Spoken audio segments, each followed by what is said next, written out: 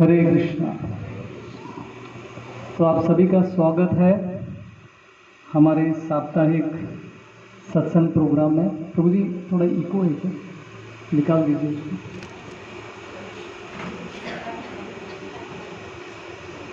Eco निकाल दिया ना। सबका स्वागत है हमारे साप्ताहिक सत्संग प्रोग्राम में, कांजूर मार्केट प्रोग्राम में। तो आज हम चर्चा करेंगे एक ऐसे व्यक्तित्व के बारे में, ऐसे व्यक्ति के बारे में जो बहुत फेमस है, आप लोग सब जानते हैं उनके बारे में। और लेकिन बहुत सारे लोगों को उनके बारे में गलत फहमी भी है, मिसअंडरस्टैंडिंग है। तो भगवान के परम भक्त है ऐसा लोग मानते भी नहीं है, बहुत सारे लोग, बाहर के लोग। तो महाभारत के एक ऐसे शख्स है, ऐसे एक व्यक्ति है जिनके बारे में हम आज चर्चा करेंगे। तो उस पर्सनालिटी, उस व्यक्ति का नाम है भीष्म पितामह, भीष्मदेव। तो भीष्मदेव अपने 12 महाजनों में से एक महाजन है। महाजन मतलब महान पर्सनालिटी, जो हम सबको कुछ न कुछ देने के लिए यहाँ पे वो आते हैं इस भौतिक जगत में। तो भीष्मदेव के जीवन काल के बारे में चर्चा करने से पहले हम लोग उनके पिछले जीवन के बारे में थोड़ा सा देखते हैं, उनके पहले जीवन में वो क्या थे। तो स्वर्गलोक में अष्टवसुस करके कुछ लोग होते हैं, 8 भाई है अष्टवसुस। तो ये अष्टवसुस जो है गण देवतास करके बोलते हैं उनको, मतलब इंद्रदेव के वो असिस्टेंट थे, 8 लोग। तो सबके अलग अलग नाम हैं, धरा, अनल, अनिल, अप, प्रत्युष, सोम, प्रभास और ध्रुव। ये 8 वसुस जो है रहते थे। तो एक बार की कहानी है, ये अष्टवसुस अपने पत्नियों के साथ भ्रमण करने के लिए निकले, पिकनिक मनाने के लिए निकले, राइट।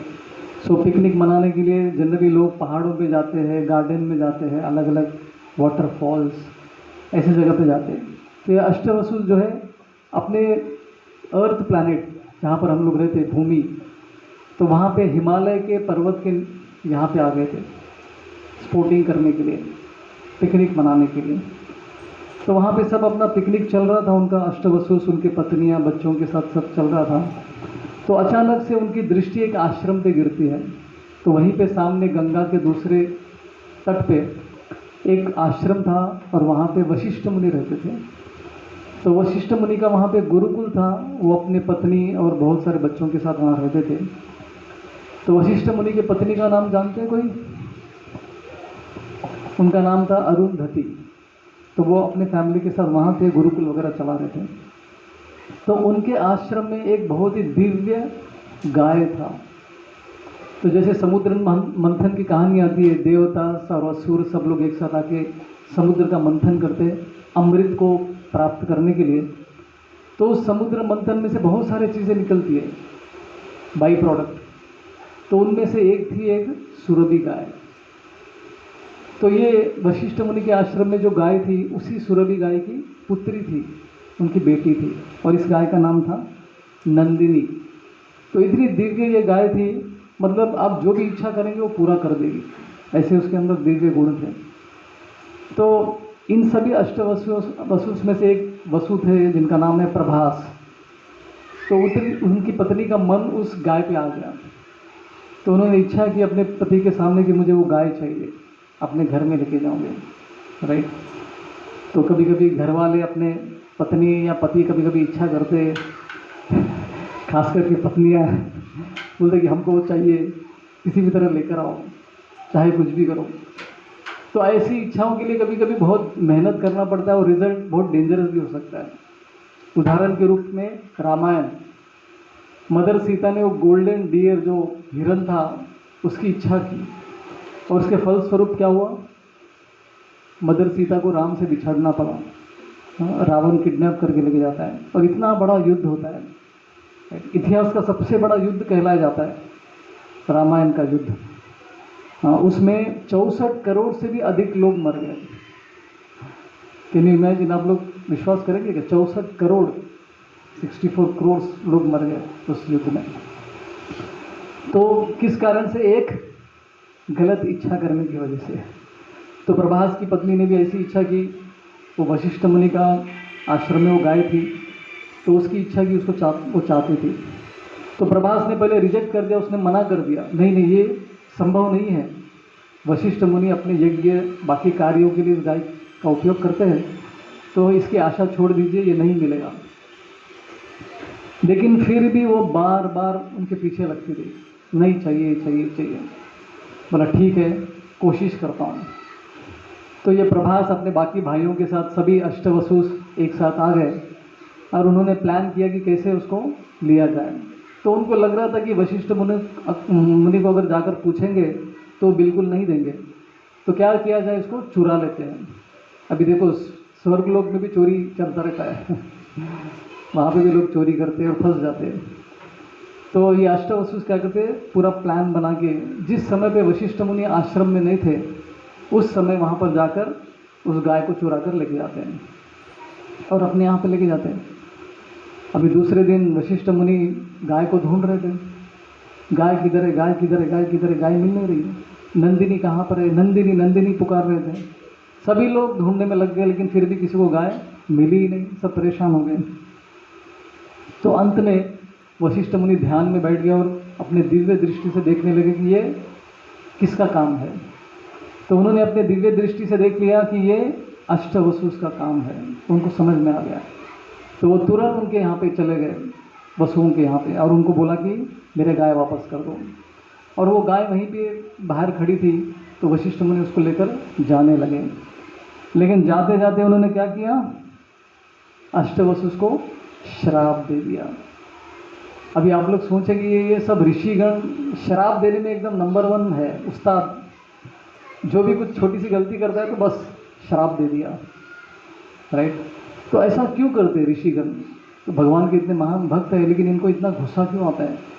छोटी सी गलती पे वो बड़े से बड़ा श्राप दे देते हैं। तो श्राप क्या दिया उन्होंने कि आपको भूलोक में जन्म लेना पड़ेगा, बहुत समय तक वहाँ पे आपको रहना पड़ेगा, ऐसा श्राप दे दिया। तो ऋषिगण जब भी किसी को श्राप देते हैं या फिर उनको कुछ रिवॉर्ड देते हैं, उसके पीछे भी उनका कंपैशन होता है, उनकी करुणामय दृष्टि होती है। जैसे हमने नारद मुनि का एक स्टोरी सुना था, नारद मुनि नल कुबेर और मणिगिरी को भी श्राप देते हैं कि आप पेड़ बनकर जन्म लेंगे। तो बाहरी रूप से देखेंगे तो श्राप बहुत ही भयंकर दिखता है, लेकिन उससे क्या होता है, उस व्यक्ति का उद्धार हो जाता है, राइट। तो बड़े बड़े साधु संत क्या करते हैं, जब भी कोई गलती करता है तो क्या करते हैं, पहला चीज़ है वो हमको एहसास दिलाते कि आपने गलती किया। हम में से कितने लोग मानते हैं कि जब गलती करते हैं तो मान लेते हैं?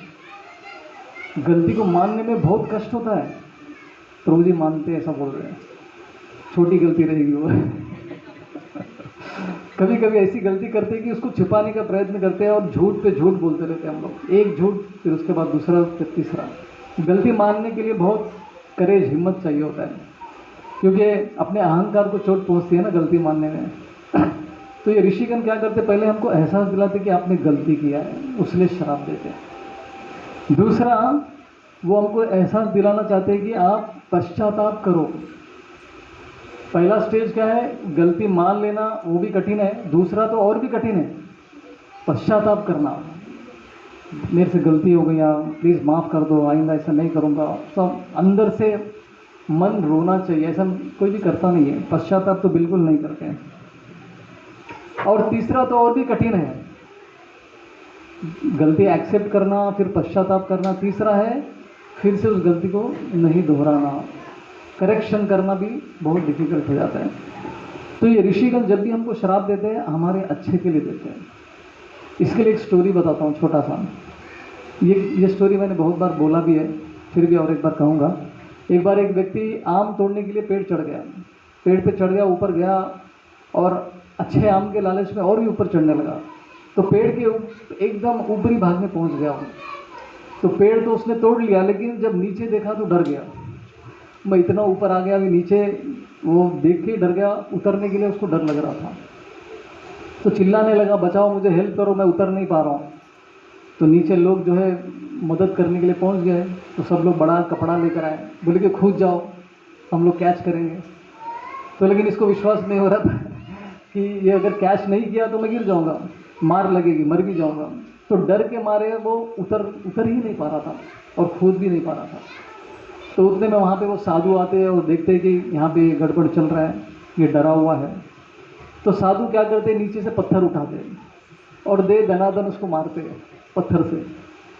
और ये ऊपर आदमी बोलता है कि ये आदमी क्या मुझे मार क्यों रहा है, मुझे बचाने की जगह मार क्यों रहा है, समझ में नहीं आता है उसको। तो इतना उसके ऊपर पत्थर बरसाता है तो ऊपर जो बैठा है आदमी उसको बहुत गुस्सा आता है और गुस्से में वो क्या करता है, देख तो मैं नीचे आऊँगा ना तेरा बाजा बजाऊंगा, ऐसा करके गुस्से में उतर के नीचे आ गया। तब तक जो साधु जो है वहाँ से चला गया।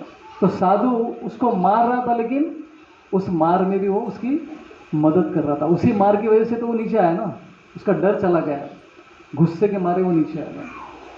तो साधु संत जो भी करते हैं अच्छा बुरा अपने जीवन में, तो अपने अच्छे के लिए होता है, उनका वो कंपैशन होता है, उनकी करुणा की दृष्टि होती है हम पर। तो वशिष्ठ मुनि ने उनको श्राप दे दिया। तो सब गिड़गिड़ाने लगे, उनके चरणों में गिर गए, प्लीज़ माफ़ करो, गलती फिर से नहीं करेंगे, क्षमा कर दो। सो वशिष्ठ मुनि ने बोला ठीक है, आप 8 में से 7 लोगों को मैं थोड़ा आपका समय कम कर दूंगा। आप जैसे ही भौतिक जगत में जन्म लेंगे, भूलोक में जन्म लेती ही आपका मृत्यु हो जाएगा और वापस आप स्वर्गलोक में आ जाएंगे, लेकिन एक को छोड़ के। कौन था वो? उसका नाम क्या है? प्रभास, बाहुबली का हीरो। याद है किसी? अभी याद रखना आसान हो जाएगा आपको। तो उसका नाम था प्रभास। तो वो वसु ने गड़बड़ कर दिया क्योंकि उसकी पत्नी ने इच्छा की थी। तो फिर उसको बोलता आपको पूरा जीवन काल, पूरे 100 साल आपको भूलोक में व्यतीत करना पड़ेगा, उसके बाद ही आप वापस आ सकते हैं। बाकी 7 वसु जो है इमीडिएटली तुरंत आ जाएंगे। बोला ठीक है। अभी भूलोक में जन्म लेने के लिए भी कुछ करना पड़ेगा। तो सभी वसु जो है प्लान करने लगे कि कैसे हमको जाना है, कब जाना है, प्लानिंग चल रहा था उनका। तो सभी लोग माता गंगा के पास जाते हैं, गंगा मैया के पास जाके बोलते कि माता गंगा आप हमारे लिए जन्म लीजिए भूलोक में, और हम आपकी संतान बन के जन्म लेंगे और तुरंत हमको मार देना ताकि हम वापस आ जाए स्वर्गलोक में। तो गंगा माता को भी एक श्राप था, उनको भी ब्रह्मा जी ने श्राप दिया था कि आपको भी भूलोक में जन्म लेना पड़ेगा। तो गंगा माता को याद था कि उनको भी जाना है वहाँ पे, तो उसका भी एक अलग स्टोरी है। तो गंगा माता ठीक है मैं जाती हूँ करके, तो वो भी भौतिक जगत में अपने भूलोक में उनका जन्म होता है। तो वहाँ पे फिर आपको स्टोरी पता है कैसे शांतनु जो राजा थे, किसके पिता थे वो? भीष्म के पिता थे, राइट। तो शांतनु एक बार घूमने के लिए बाहर जाते तो उनकी नज़र गंगा माता पे पड़ती है, तो वो आकर्षित हो जाते हैं। तो उनसे विवाह करने का इच्छा उनके मन में जागृत हो जाती है। तो जाके अपनी इच्छा को व्यक्त करते हैं उनके सामने। तो वो कहती कि नहीं मुझे नहीं, मेरे पिता से बात कीजिए। नहीं सॉरी, ये अलग स्टोरी है। तो गंगा माता बोलती है ठीक है मैं आपसे शादी करूंगी, लेकिन एक शर्त है। शर्त क्या है? कि मैं जो भी कुछ करूंगी उस पर आपको कोई प्रश्न नहीं करना है। मैं कोई भी कार्य करूंगी, कोई भी एक्शन करूंगी, उस पर आप मुझे कोई भी प्रश्न नहीं करना। आप में से बताइए कितने लोग ऐसे स्त्री से शादी करेंगे? बोले कि मैं जो भी करूंगी आप मुझे मना नहीं करेंगे और मुझे प्रश्न नहीं करेंगे। जिस दिन आप प्रश्न करेंगे उस दिन मैं आपको छोड़ के चली जाऊंगी। ऐसे स्त्री से कोई शादी करेगा क्या? बिल्कुल नहीं करेगा। लेकिन शांतनु थे, वो इतने आकर्षित हो गए, इतने अटैच्ड हो गए, मोहित हो गए, वो सोच नहीं पाए कि वो क्या कर रहे हैं। तो उन्होंने एक्सेप्ट कर लिया, ठीक है कोई बात नहीं। तो इस तरह से शांतनु का विवाह जो है गंगा माता से होती है। और उनके पुत्र होते हैं, पहला पुत्र होता है। तो गंगा माता क्या करती है, पुत्र को लेके आके शांतनु के सामने गंगा में बहा देती है। अभी उसका कंडीशन था कुछ भी नहीं पूछने का, प्रश्न नहीं करने का। तो शांत बैठा रहता है, क्योंकि अगर प्रश्न करूंगा तो चली जाएगी। देखो मोह कैसे आदमी को अंधा भी कर सकता है। तो इस तरह से एक के बाद एक 7 पुत्रों को शांतनु के सामने उसने पानी में बहा दिया। अभी 8वें पुत्र की जब बारी आई थी तो शांतनु से रहा नहीं गया कि बस बहुत हो गया, अभी ये भले ही चली जाए लेकिन ये पुत्र को मुझे बचाना है। तो वो रोक देता है गंगा माता से, रुको ऐसा क्यों कर रही हो तुम? हाँ, तुम्हारे मन में इतना द्वेष क्यों है इन पुत्रों के प्रति? ऐसा क्यों कर रही हो? प्रश्न करने के बाद फिर वो कहती है कि ठीक है तुम्हारे प्रश्नों का जवाब तो दूंगी लेकिन मैं वापस चली जाऊंगी। मतलब ठीक है। तो कहते हैं कि ये सब स्टोरी बताती है जो मैंने आपको स्टोरी बताया। तो 8 अष्टवसु जो है माता गंगा के पुत्र बने थे, तो 8वां पुत्र था वही भीष्म बनता है। तो फिर इस लड़के को रख लेना चाहता था, तो गंगा माता कहती कि नहीं, इसको मैं लेके जाऊंगी, इसको ट्रेनिंग दिलाकर वापस आपको कर दूंगी। ऐसा करके गंगा माता उस लड़के को, जिसका नाम था देवव्रत, उसको लेकर जाती है और इस लड़के को काफ़ी अच्छा ट्रेनिंग दिलाती है। वो बृहस्पति से ज्ञान प्राप्त करता है, शास्त्रों का ज्ञान प्राप्त करता है, और परशुराम से जो बाण वगैरह चलाना है विद्या, वो सब भी ज्ञान प्राप्त कर लेता है। और सब ज्ञान प्राप्त करने के बाद हट्टा कट्टा नवयुवक जो है बन के वापस शांतनु के पास आता है। तो शांतनु अपने इस पुत्र को देखकर बहुत गर्वित होते, बहुत आनंदित हो जाते, देखो मेरा पुत्र कितना पावरफुल है। तो उसके साथ आनंद के साथ वो रहने लगे। लेकिन इस भौतिक जगत में जैसे कहा जाता है कि कोई भी सुख लंबे समय तक नहीं रहती है, राइट। अच्छा समय चल रहा है लेकिन सडनली अपने जीवन में एक बुरा समय भी आ जाता है। तो कोई उसके लिए वेट नहीं करता है, कोई चाहता नहीं कि मेरे जीवन में कुछ प्रॉब्लम आ जाए, लेकिन फिर भी प्रॉब्लम आ जाता है। आप में से कितने लोग भगवान के सामने जाके ऐसा प्रार्थना करते कि भगवान मेरे को प्रॉब्लम दो? कोई है ऐसा? मेरे जीवन में बस प्रॉब्लम ही प्रॉब्लम दो, कोई करता है? लेकिन फिर भी प्रॉब्लम आता है कि नहीं? क्योंकि अपने भाग्य में है, कर्म में। उसी तरह से अपने जीवन में जो भी अच्छा होना है उसके लिए प्रार्थना करने की आवश्यकता ही नहीं है, वो तो आने ही वाला है, क्योंकि आपके कर्म में लिखा है। भगवान के सामने जाके अगर प्रार्थना करना है तो क्या करना चाहिए? भक्ति के लिए प्रार्थना करना चाहिए। भगवान आपकी मैं भक्ति अच्छे से करना चाहता हूँ, आपसे प्रेम का संबंध स्थापित करना चाहता हूँ, प्लीज़ मेरी मदद कीजिए, मुझे आशीर्वाद दीजिए। बाकी अच्छा बुरा तो अपने कर्म के द्वारा ही चलता रहता है, सब हमको मिलता है। तो सब अच्छा चल रहा था। एक दिन फिर से शांतनु किसी और लड़की से आकर्षित हो जाता है, राइट। तो उस टाइम पे राजाओं का सब ऐसे ही चलता था, क्योंकि वो लोग एक से ज़्यादा विवाह कर सकते थे। तो ये लड़की जो है उसका नाम था मत्स्यगंधा। मत्स्यगंधा मतलब जिसके शरीर से मछली का स्मेल आता है, मत्स्यगंधा। मत्स्य देश के जो एक राजा थे, उनकी पुत्री थी वो, तो उनके प्रति इनका आकर्षण हो जाता है। तो विवाह का प्रस्ताव रखते हैं।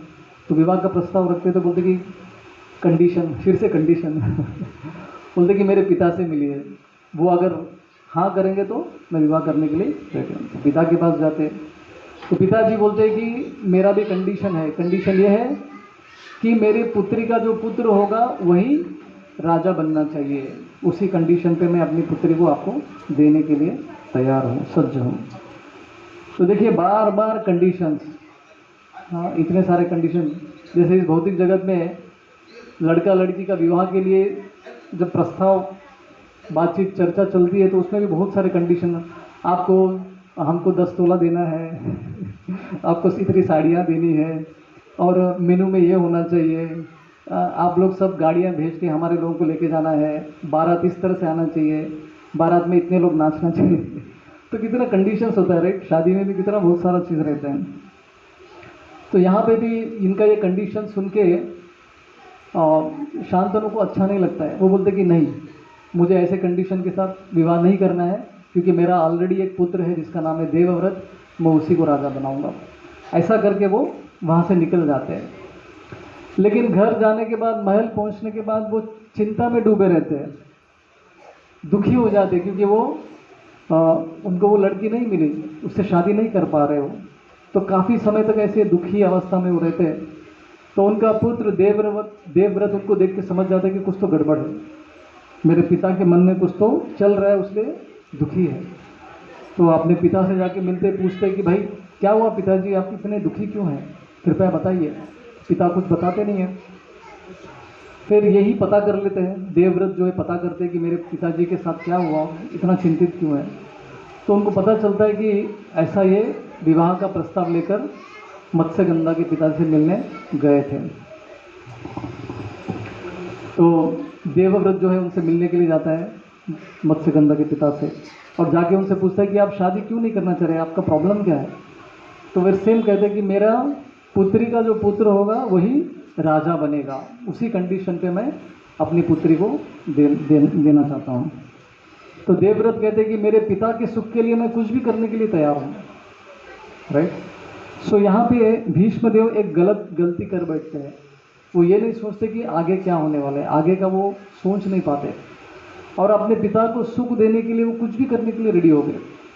तो वो कहते हैं कि मैं आजीवन ब्रह्मचर्य का पालन करूंगा, ऐसा करके वो शपथ लेते हैं। देखो, मैं अगर शादी नहीं करूंगा तो मैं तो राजा नहीं बन सकता है, और मैं राजा की पदवी भी कभी स्वीकार नहीं करूंगा, विवाह भी नहीं करूंगा, ऐसा करके वो बोल देते हैं। तो फिर वो व्यक्ति जो है राजी हो जाता है, ठीक है मैं अपनी पुत्री को शांतनु को देके शादी कर दूंगा।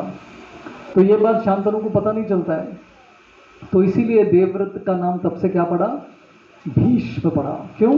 क्योंकि उनकी प्रतिज्ञा ऐसी भीष्म प्रतिज्ञा थी, राइट, कि ऐसा कड़क इतना भयंकर प्रतिज्ञा आज तक किसी ने नहीं लिया हुआ। आजीवन ब्रह्मचर्य, कभी शादी नहीं करूंगा, कभी राजा नहीं बनूंगा, और ये भी शपथ लेते कि आजीवन मैं हस्तिनापुर की रक्षा करूंगा, और जो भी राजा बनेगा उसकी भी मैं रक्षा करूंगा, ऐसा शपथ ले लेते हैं।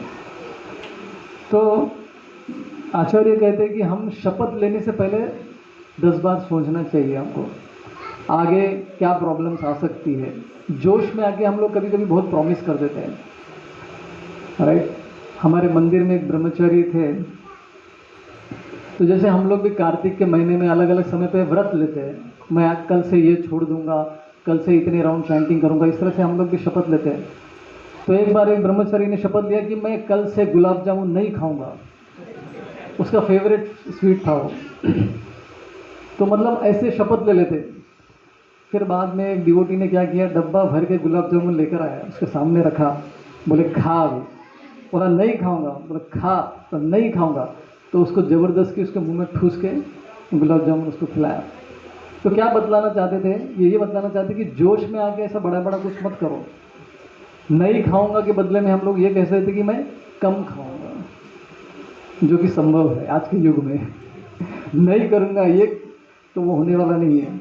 तो स्लोली छोटा छोटा हम लोग ऐसे व्रत ले सकते हैं, लेकिन अपने कैपेसिटी के अनुसार।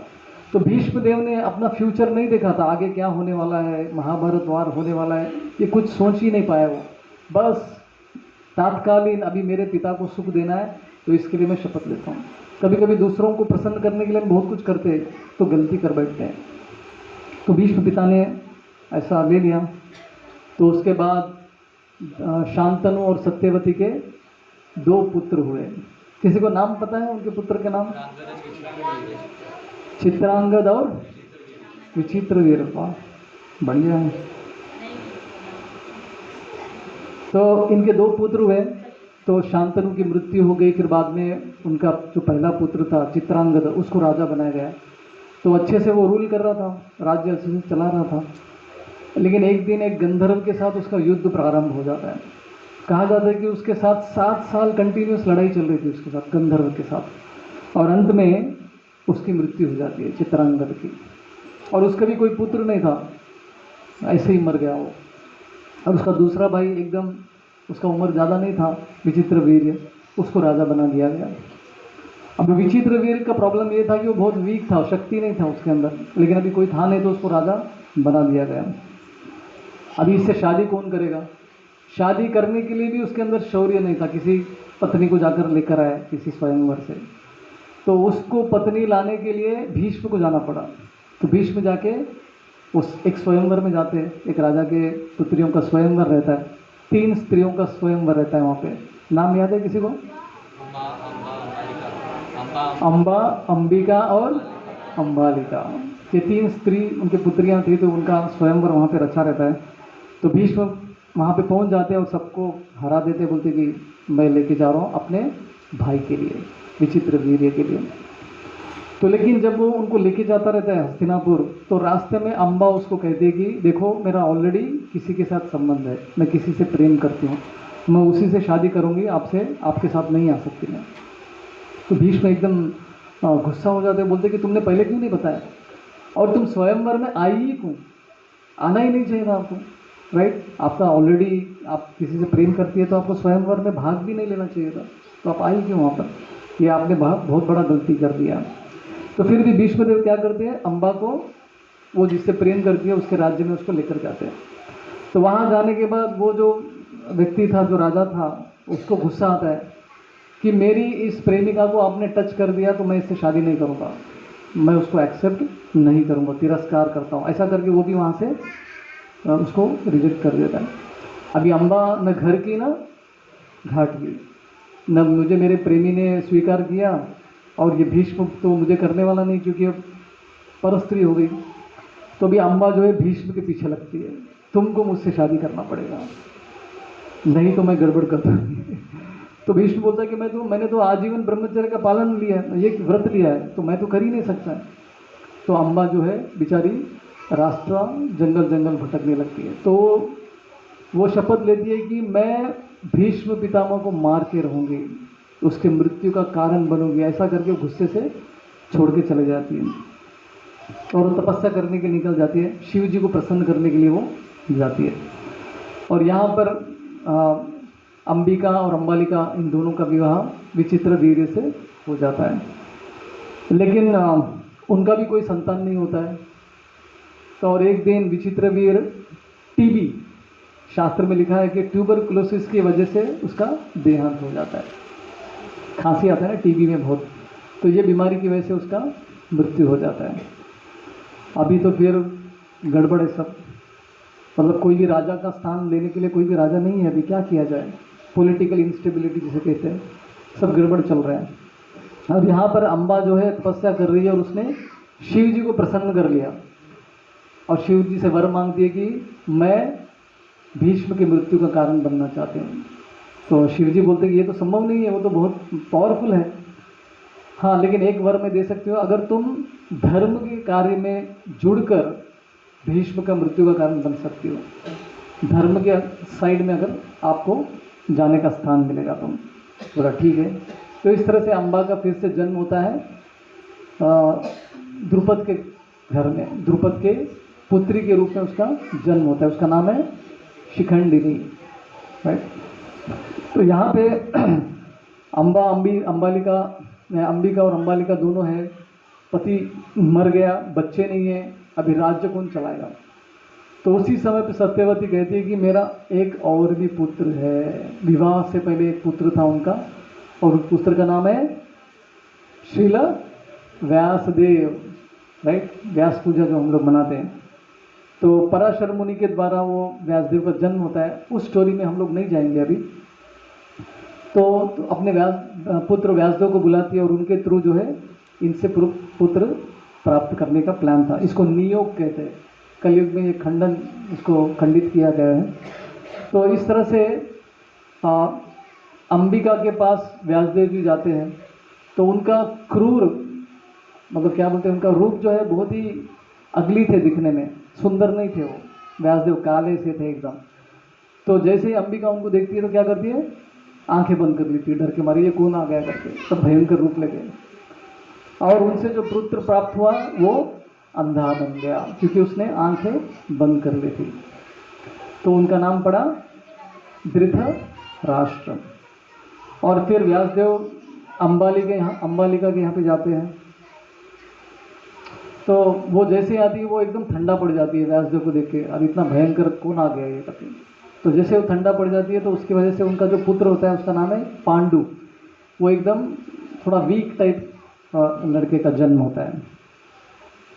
फिर पता चलता है कि ऐसे दोनों बच्चों में भी गड़बड़ है, डिफेक्ट है, तो क्या किया जाए। तो फिर से व्यासदेव को बोला जाता है कि फिर से आप अंबिका के यहाँ पे जाइए।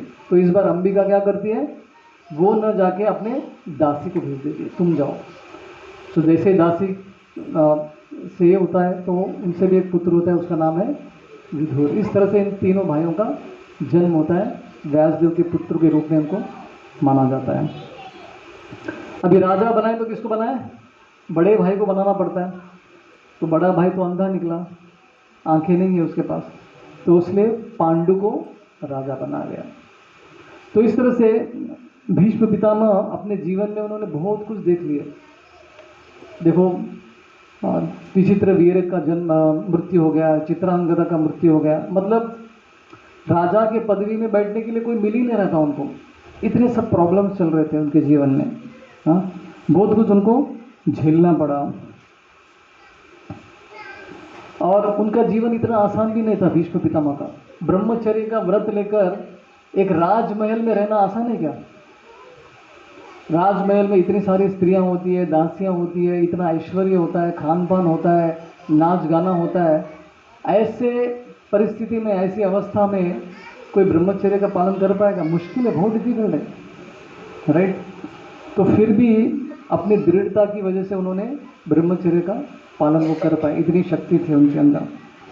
और बहुत ही सेंस कंट्रोल थे, अपने इंद्रियों को उनको बहुत काबू था, बहुत महान व्यक्ति थे भीष्मदेव। और अपने पूरे जीवन काल में उनको बहुत कुछ सहन करना पड़ा।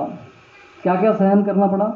एक तो मैंने कहा पॉलिटिकल इंस्टेबिलिटी, मतलब राजा बनने के लिए योग्य कोई व्यक्ति नहीं मिल रहा था उनको, एक के बाद एक मरते जा रहे, किसको बनाया, ये संकट था। और बहुत सारे लोग उन पर लांछन भी लगाते थे, आप ठीक से निर्णय नहीं ले पाते हैं, हाँ, आपको अपने व्रत को छोड़ना चाहिए, बहुत सारे लोग उनको लांछन लगाते, ये सब उनको सुनना पड़ता था, राइट। तो इस तरह से काफ़ी कुछ उन्होंने झेला, यहाँ तक कि एक स्त्री ने उनको श्राप भी दे दिया, क्या मैं तुम्हारे मृत्यु का कारण बन जाऊँगी। तो उनके जीवन में प्रॉब्लम्स बहुत थे, लेकिन फिर भी हंसते खेलते वो अपने जो भी उनके रिस्पॉन्सिबिलिटीज थे उसको निभा रहे थे। और उन्होंने देखा जब पांडव जंगल से आए, राजमहल में रहने के लिए आए, तो उन्होंने देखा कि उनके साथ कितना अन्याय हो रहा था पांडवों के साथ। वो भी वो देखते रहे लेकिन कुछ कर नहीं पाए। तो पांडव जो है भीष्म के बहुत प्रिय थे, खास करके अर्जुन बहुत प्रिय था भीष्म पितामह का। तो उनके ही सामने भीम को मारने का षड्यंत्र रचा गया था, वो भी सहन कर लिए। और उनको खांडव लाक्षागृह में जलाकर मारने का प्रयत्न किया था। तो ऐसे बहुत सारे प्रॉब्लम्स उनके सामने क्रिएट किए गए थे, लेकिन भीष्मदेव कुछ कर नहीं पाए। क्यों कर नहीं पाए? अपने उस व्रत के कारण। जो भी हस्तिनापुर का राजा रहेगा मैं उसका साथ दूंगा, उसकी रक्षा करूंगा, हस्तिनापुर की रक्षा करूंगा। देखो कितना महंगा पड़ रहा है श्राप, वो उनका जो शपथ था। तो और ये भी प्रॉब्लम उन्होंने देखा कि कैसे पांडवों को एक बंजर भूमि दिया गया था। जब राज्य का विभाजन हुआ तो पांडवों को क्या मिला? खांडव प्रस्थ मिला, पूरा जंगल का एरिया, मतलब वहाँ पे कुछ भी उग नहीं सकता है, बैरन लैंड। तो ऐसा लैंड उनको दिया गया था। तो ये इतने सारे अन्याय पांडवों के साथ वहाँ पर हुए, लेकिन भीष्म पितामह कुछ नहीं कर पाए। मन अंदर से दुखी होते थे लेकिन फिर भी वो कुछ कर नहीं पाते थे। यहाँ तक कि जब द्रौपदी का वस्त्र हरण का प्रयत्न किया जा रहा था, वहाँ पे भी वो कुछ बोल नहीं पाए। ये सब का कारण क्या है? उनका शपथ, भीष्म प्रतिज्ञा, वो बीच में आ रहा था। वो चाह कर भी कुछ नहीं कर पा रहे थे। वो पूरे संसार में उस समय सबसे शक्तिशाली योद्धा थे, उनके सामने कोई भी नहीं टिक सकता था। एक बार अम्बा जो है इनसे बदला लेने के लिए वो परशुराम जी के यहाँ पे जाती है, भगवान परशुराम के यहाँ पे जाती है और बोलती है कि आप भीष्म को हरा दो, उसने मेरा जीवन बर्बाद कर दिया। तो परशुराम आते हैं लड़ाई करने के लिए भीष्म के साथ, और वो गुरु है उनके, परशुराम तो भीष्म के गुरु है। तो दोनों के बीच में युद्ध छिड़ जाता है, गुरु और शिष्य के बीच में, भीष्म और परशुराम के बीच में। और वहाँ पे भी भीष्म देखो कितने शक्तिशाली थे, अपने गुरु को हरा दिए वो। तो वो भी चले जाते, मैं कुछ नहीं कर सकता हूँ करके। तो इसलिए अम्बा बाद में जाके वो तपस्या करती है शिव जी को प्रसन्न करने के लिए। तो इतने सारे प्रॉब्लम्स के बीच में उनका जीवन चल रहा था, हाँ, भीष्म पितामह का। और महाभारत के युद्ध में हम देख सकते हैं कि उनके सामने उनके पोते, उनके बच्चे, उनके परपोते, वो सब लोग मर रहे। अब सोचिए आपके सामने आपके बच्चे मर रहे तो कैसा लगेगा, राइट। भीष्म पितामह तो सबके पितामह थे, ग्रेट ग्रैंडफादर थे वो। और उनके सामने अभिमन्यु की मृत्यु शायद बाद में हुआ, लेकिन बहुत सारे पुत्रों का मृत्यु हो गया था पहले, राइट, पुत्रों का, पौत्रों का। और उनका और कर्ण का एक अलग ही संबंध था, भीष्म और कर्ण का, राइट। भीष्म हमेशा कर्ण को टोकते रहते थे। तो जब महाभारत का युद्ध का समय आया तो भीष्म ने क्या कहा, ये कर्ण जो है महारथी नहीं है, ये अर्धरथी है, मतलब इस किसी काम का नहीं है। एकदम उसको इंसल्ट कर देते सबके सामने।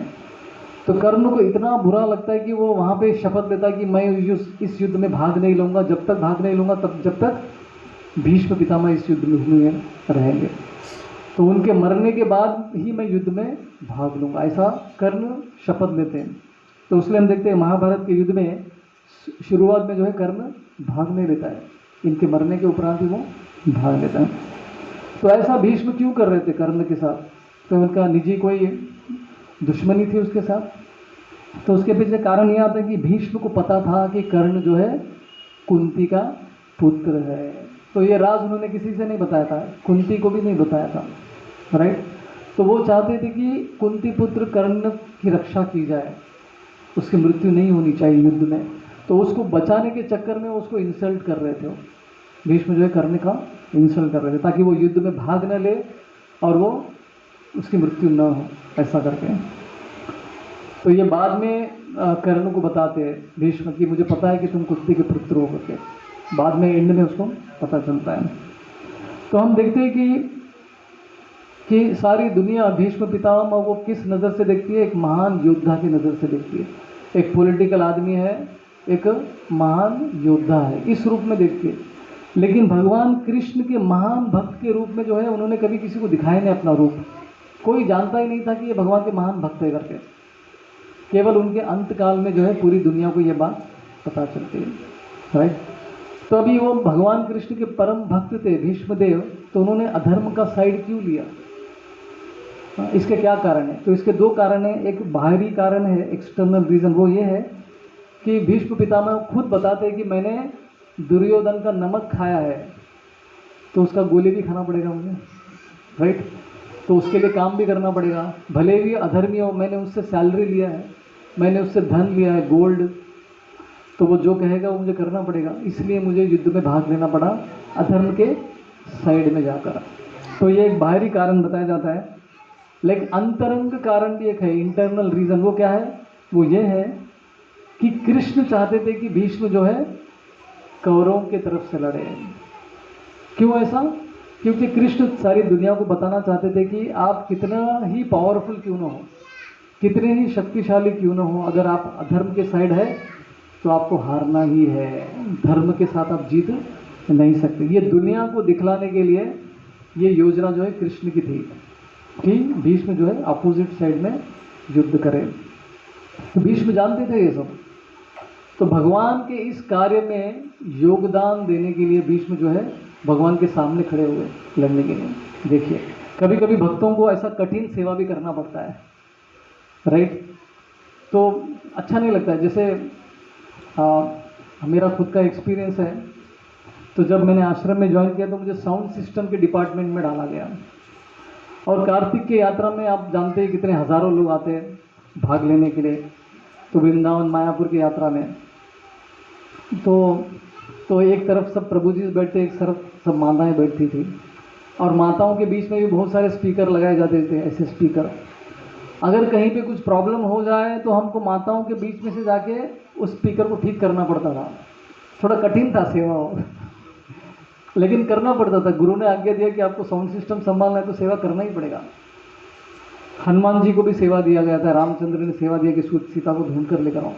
तो जब हनुमान जी लंका पहुंचे तो किसको ढूंढ रहे थे? वो सीता। और सीता कौन है? एक स्त्री है, एक माता है, और ये ब्रह्मचारी है। और स्त्री को ढूंढने के लिए उनको सभी महल में झांक झांक के देखना पड़ रहा था कहाँ पे है माता। और वहाँ पे रावण की पत्नियाँ दिख रही थी उनको। हाँ, सब लोग ठीक से ड्रेस भी नहीं किए थे, और ऐसे सब लोगों को देखना पड़ रहा था उनको सीता को ढूंढने के लिए। कठिन सेवा है।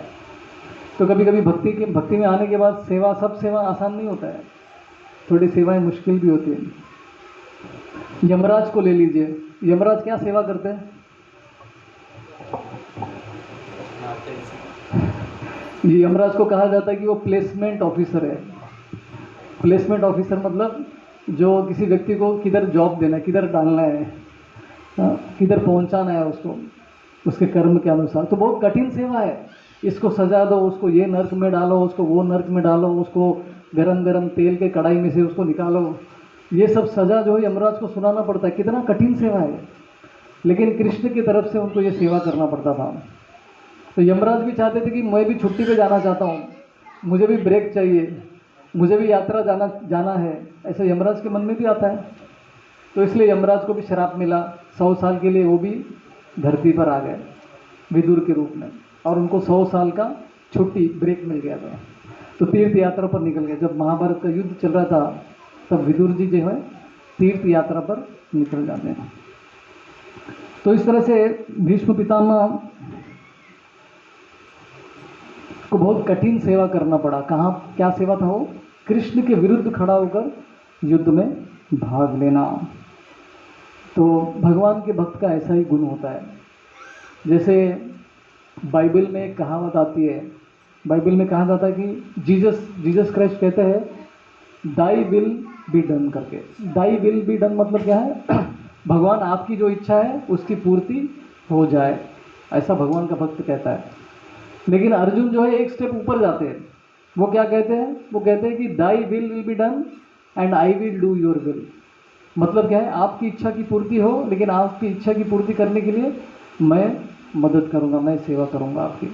तो अर्जुन एक स्टेप अहेड आगे जाता है। उसलिए भगवत गीता में अर्जुन क्या कहते हैं? करिष्ये वचनम तव। भगवान आपके जो भी वचन है मैं उसको पूरा करूंगा। ये भक्त का जो है ये उसका गुण होता है। तो कठिन से कठिन सेवा भी करने के लिए भक्त जो है आगे आ जाता है। तो इस तरह से भीष्म पितामह को ये सेवा करना पड़ा, राइट। तो अभी महाभारत के युद्ध में हम आते हैं, कैसे वो अपने प्राण छोड़ते हैं उसको देखते हैं। तो महाभारत का युद्ध कितने दिन तक चला, किसी को पता है?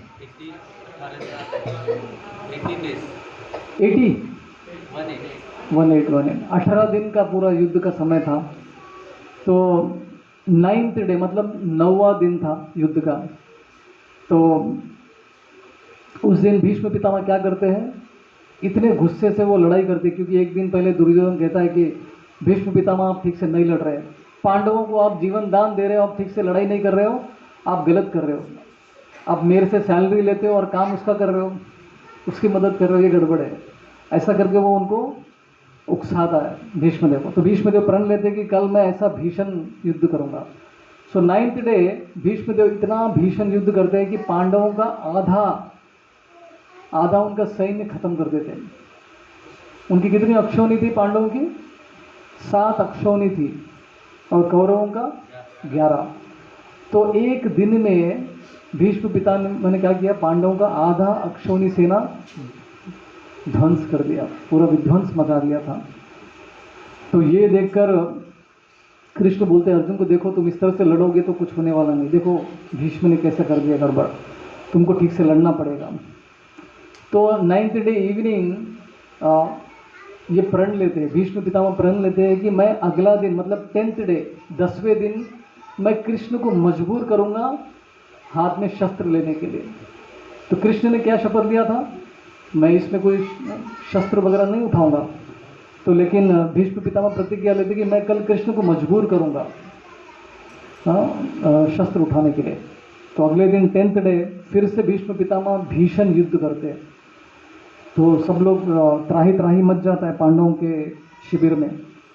तो कृष्ण अर्जुन को बोलते हैं, देखो तुम फिर से ठीक से नहीं लड़ रहे हो, अभी मुझे ही कुछ करना पड़ेगा।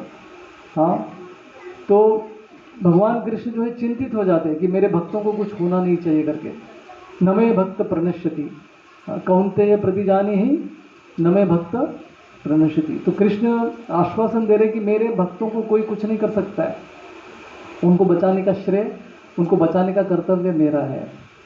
राखे मारे कृष्ण राखे के, और राखे कृष्ण मारे के। मतलब अगर कृष्ण ने ठान लिया किसी को मारने का तो उसको कोई नहीं बचा सकता, और कृष्ण ने अगर ठान लिया किसी को बचाने का तो उसको कोई मार नहीं सकता, और कृष्ण किसी को मारना चाहते कि कोई उसको बचा नहीं सकता। तो कृष्ण चिंतित हो गए, अपने भक्त को बचाना है, अर्जुन को बचाना है। तो 10वें दिन कृष्ण क्या करते, वो खुद रथ से जंप करते हैं भीष्म को मारने के लिए, और आगे बढ़ते हैं और एक रथ का पहिया उठाकर भीष्म को मारने के लिए अग्रसर हो जाते हैं। तो ये सीन देखकर भीष्म पितामह इतने प्रसन्न हो जाते हैं, अरे मुझे मारने के लिए भगवान खुद आ रहे हैं।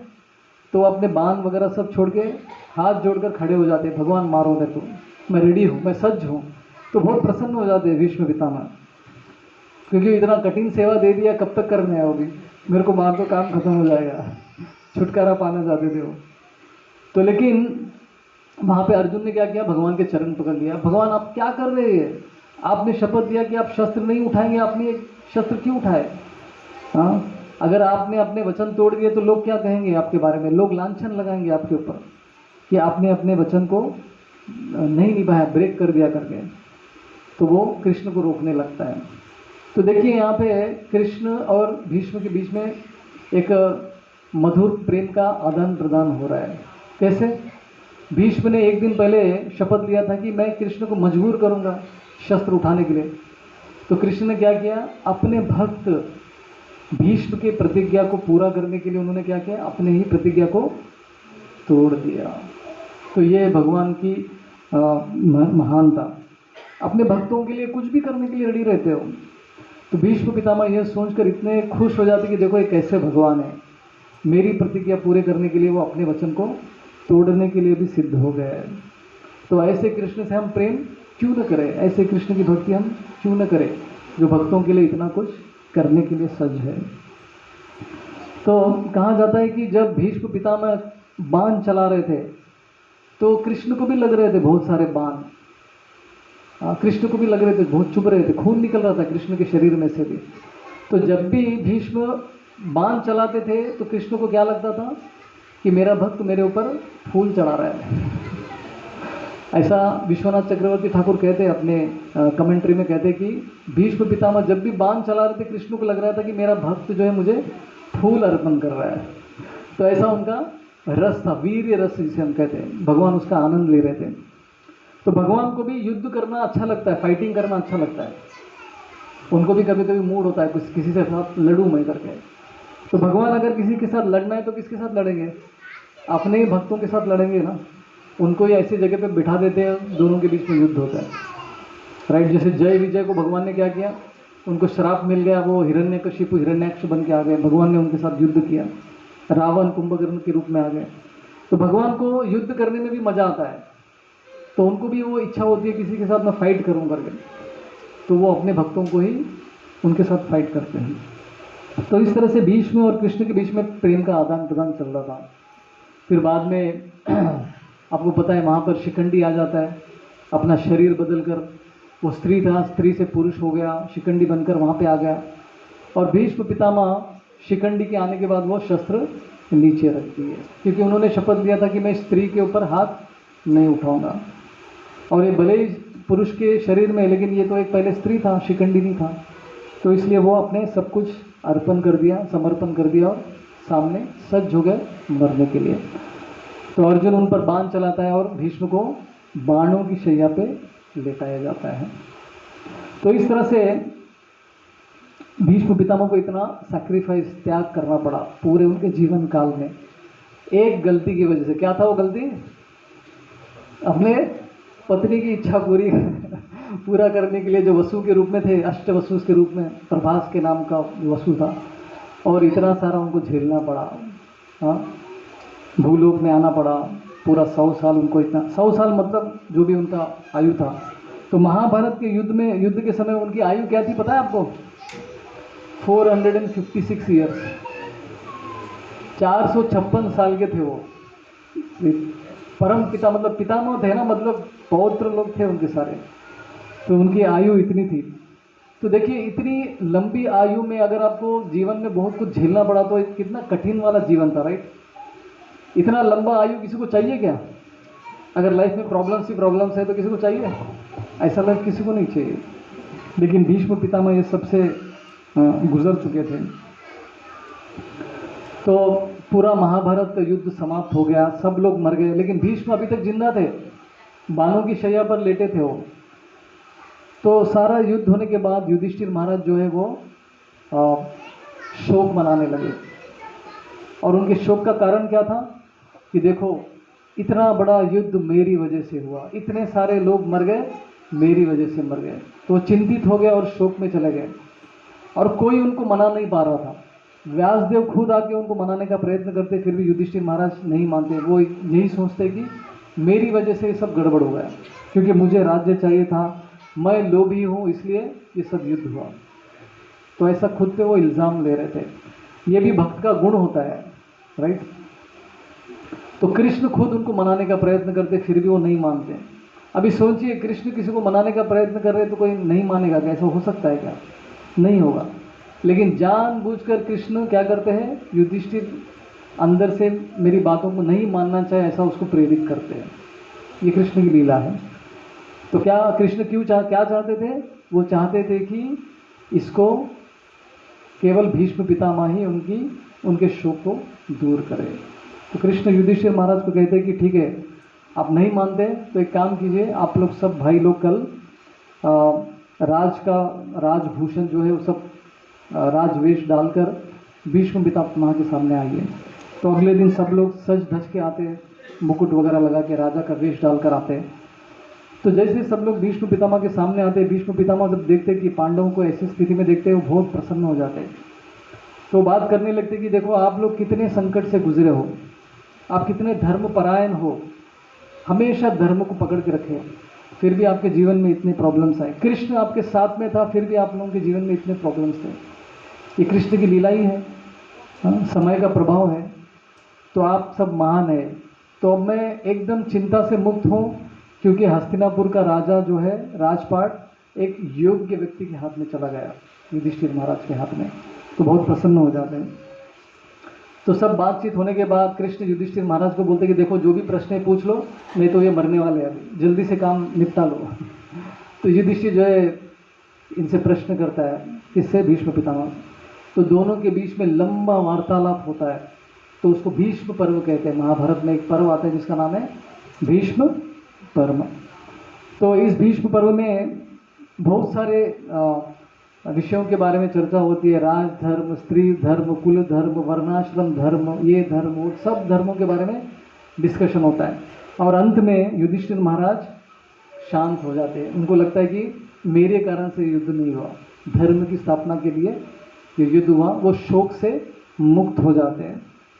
तो ये सब ज्ञान जो है भीष्म पितामह युधिष्ठिर महाराज को देते हैं। और ये सुनने के लिए सभी ऋषिगण वहाँ पे उपस्थित हो जाते हैं। वशिष्ठ मुनि से लेके विश्वामित्र से लेके सब देवल, असित, सब लोग वहाँ पे जमा होते हैं, क्योंकि भीष्म पितामह जो है ज्ञान की बातें करने वाले थे करके। तो इस तरह से पूरी दुनिया के सामने, कभी कभी हम लोग सोचते कि हमारा प्रॉब्लम क्या है, हम लोग हमेशा सिद्ध करना चाहते हैं कि मैं कितना महान हूँ करके, है कि नहीं? हमेशा हम दुनिया के सामने प्रूव करना चाहते हैं, सिद्ध करना चाहते हैं कि देखो मैं कितना महान भक्त हूँ, मैं अच्छा व्यक्ति हूँ। हमेशा इस संघर्ष में पड़े रहते हैं हम लोग, राइट। और भीष्म पितामह पूरा लाइफ उनको किसी ने समझा ही नहीं ठीक से। लोगों को ये भी मालूम नहीं था कि ये कृष्ण के भक्त हैं। केवल अंत समय में जो है भगवान सबके सामने प्रकट करते ये भक्तों के महानता के बारे में। तो भीष्म पितामह अंत में सब होने के बाद उनका समय होता है जाने का, तो वो खुद डिसाइड करते हैं कि मुझे किस समय पे अपने, क्योंकि उनको एक वरदान भी मिलता है उनके पिता से, इच्छा मृत्यु का वरदान था उनको। तो भीष्म पितामह जो है उत्तरायण के समय पे निश्चित करते कि मुझे अभी प्राण छोड़ने हैं। तो प्राण छोड़ने से पहले वो कृष्ण का सुंदर मुखमंडल देखते हुए अपने प्राणों को त्याग देते, कृष्ण को याद करते हुए अपने प्राणों को तोड़ देते हैं। तो ये है परफेक्ट, इस तरह से हमको प्राण छोड़नी चाहिए। तो इस्कॉन से जुड़ने के बाद, भक्ति के इस मूवमेंट में आने के बाद हम लोग दो चीज़ें सीखते हैं। एक तो इस जगत में कैसे रहना है उसका ज्ञान हमको मिलता है, और बाद में इस जगत को कैसे छोड़ना है उसका भी हमको ज्ञान मिलता है भक्ति में। तो कहा जाता है कि मृत्यु के समय पे हमको किसको याद करना है? भगवान को याद करना है। भगवान को याद करने से हम भगवान के धाम प्राप्त कर सकते हैं। जैसे शास्त्र में आता है, भगवद गीता को फेमस श्लोक क्या है? अंतकाले च मामेव स्मरण मुक्त्वा कलेवरम यह प्रयाति समद्भावम याति नास्तत्र संशय। तो कृष्ण कहते हैं कि अंत काल में जो मुझे याद करता है वो मुझे प्राप्त करेगा, इसमें कोई डाउट नहीं है, कोई शंका नहीं है, विश्वास करो। लेकिन अगर हम कृष्ण को याद नहीं करके किसी और को याद करेंगे तो क्या होगा?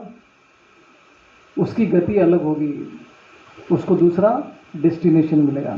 यम यम वापि स्मरण भावम त्यजे तंते कलरम तम तम एवेति कौन्तेय सदा तद्भाव भाविता।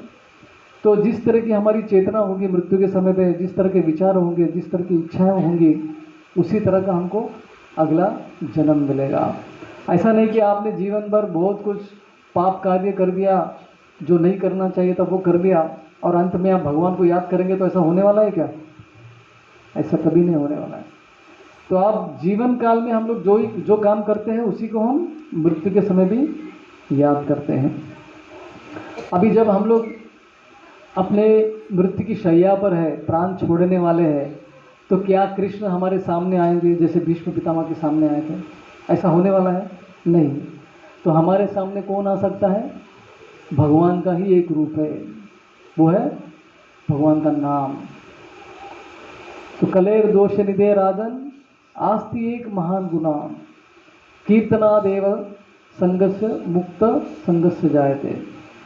तो इस श्लोक, भागवतम के इस श्लोक में कहा जाता है कि कलयुग में बहुत सारे दोष है, बहुत सारी कमियां हैं, लेकिन कलयुग में एक अच्छा चीज़ क्या है? हम भगवान का नाम ले सकते हैं। सो हरे कृष्ण महामंत्र जो है, हमारे सामने कृष्ण के रूप में आ सकता है मृत्यु के समय पर। आप में से कितने लोग भक्ति वेदांत हॉस्पिटल गए? कुछ लोग गए हैं। तो भक्ति वेदांत हॉस्पिटल में आपने देखा हर जगह पे टेप चलता है प्रभुपाद का, हरे कृष्णा कीर्तन वाला, हरे कृष्णा ये चलता रहता है, पूरे हॉस्पिटल में चलता रहता है। पेशेंट के बेड के सामने भी स्पीकर रहता है, उधर भी ये चलता रहता है। तो यही परफेक्शन है। मरने के समय पे हमको क्या सुनना है? भगवान का नाम सुनना है, क्योंकि वही भगवान अपने नाम के रूप में अपने सामने प्रकट हो सकते हैं। तो मुझे याद है एक बार मैं भक्ति वेदांत हॉस्पिटल में था, तो एक डिवोटी लास्ट मोमेंट में थे, कभी भी प्राण छोड़ सकते थे। तो हम सबको बुलाया गया था कि आप कीर्तन करो करके। तो उनके सामने बैठ के हम लोगों ने कीर्तन किया और कुछ समय के बाद उनके प्राण चले गया था। तो ये है परफेक्ट, किस तरह से हमको प्राण छोड़ने चाहिए। आसपास में हमारे कौन होना चाहिए? भक्त होना चाहिए, और वो कीर्तन करना चाहिए। तो इसलिए अगर भक्त आपके आसपास में होना चाहिए आपके संकट के समय में, उसके लिए क्या करना पड़ेगा? भक्तों के साथ अच्छा संबंध रखना पड़ेगा। नहीं तो आप मर रहे हैं और कोई आपके यहाँ पे आ ही नहीं रहा है। क्यों? क्योंकि आपने बहुत गड़बड़ किया उनके साथ, बहुत सताया, परेशान किया लोगों को, तो कोई भी नहीं आएगा। तो भक्तों के साथ अच्छा संबंध रहेंगे तो मृत्यु के समय पे वो हमारे मदद करने के लिए आएंगे, भगवान को याद दिलाने के लिए वो हमारे सामने प्रकट हो जाएंगे। यही परफेक्ट अपना मृत्यु हो सकता है। जैसे चैतन्य चरितामृत में भी कहानी आती है, ठीक इसी तरह से जिस तरह से भीष्म पितामह ने अपने प्राण छोड़े थे, सेम इसी तरह से किसने छोड़ा है? जो चैतन्य चरितामृत में आता है कहानी, श्रीला हरिदास ठाकुर। तो श्रीला हरिदास ठाकुर जो नामाचार्य है, हर दिन कितना नाम जप करते थे वो? 192 राउंड्स, 192 बोलते हैं ना, 92 राउंड्स करते थे वो हर दिन, राइट। तो जब उनका मृत्यु के समय आ गया था तो उनके सामने स्वयं चैतन्य महाप्रभु आ गए, जो कि कृष्ण थे, और उनका मुखमंडल देखते हुए हरिदास ठाकुर अपने प्राणों को त्याग देते। तो इसलिए तो अंत काल में अगर भगवान को याद करना है तो जीवन में हमको वो याद करना पड़ेगा। जीवन में सब मजा मस्ती कर लिया, पाप कार्य कर लिया, लास्ट में भगवान को याद करना असंभव है, राइट। एक बार किसी ने पूछा, भागवतम में आपका फेवरेट पर्सनालिटी कौन है? आपका फेवरेट व्यक्ति कौन है भागवतम से? ऐसा प्रश्न किया। तो उस व्यक्ति ने क्या कहा? मेरा फेवरेट पर्सनालिटी है अजामिल। बोला क्यों? तो अजामिल ने पहले इतना मजा मस्ती किया और लास्ट में नारायण का नाम ले लिया और चला गया। तो मुझे भी ऐसा ही करना है। ऐसा नहीं होने वाला है, राइट। तो जीवन काल में हम जो भी करेंगे वही अपने मृत्यु के समय पे हमको याद आता है, इतना आसान नहीं होता है। तो इसलिए भक्तों के संग में रह के हमको हरे कृष्ण मंत्र का जप निरंतर करते रहना है। हरे कृष्णा कृष्णा कृष्णा हरे हरे, हरे राम राम राम हरे हरे। श्रील भीष्मदेव की। तो भीष्मदेव 12 महाजन में से एक महाजन है। महाजन मतलब जो हमको ज्ञान देने के लिए आते हैं भगवान की भक्ति कैसे करनी है। आप में से कितने लोगों को विष्णु सहस्त्र नाम पता है? तो विष्णु सहस्त्र नाम किसने दिया? भीष्मदेव ने दिया है, राइट। उनकी वजह से हमको विष्णु सहस्त्र नाम मिला है, तो इसलिए उनको महाजन कहलाते हैं। हरे कृष्णा। किसी को कोई प्रश्न है? एक एक या दो प्रश्न है तो पूछ सकते हैं।